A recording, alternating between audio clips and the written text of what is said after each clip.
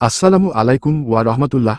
নীলফামারী ছোট্ট এক গ্রামে থাকত রায়হান নামে এক কিশোর। দরিদ্র পরিবারে জন্ম হলেও তার মন ছিল অশেষ আশা আর আল্লাহর প্রতি গভীর ভরসায় পূর্ণ। প্রতিদিন ফজরের নামাজ পড়ে সে বাবার সঙ্গে খেতে কাজ করত।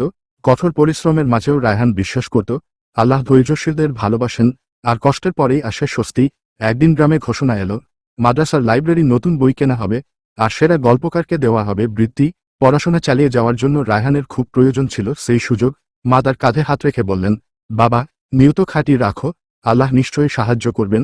রায়হান অজু করে 2 রাকাত নফল নামাজ পড়ল এবং দোয়া করল। এরপর লিখতে শুরু করল, সত্যবাদী ব্যবসায়ীর পুরস্কার।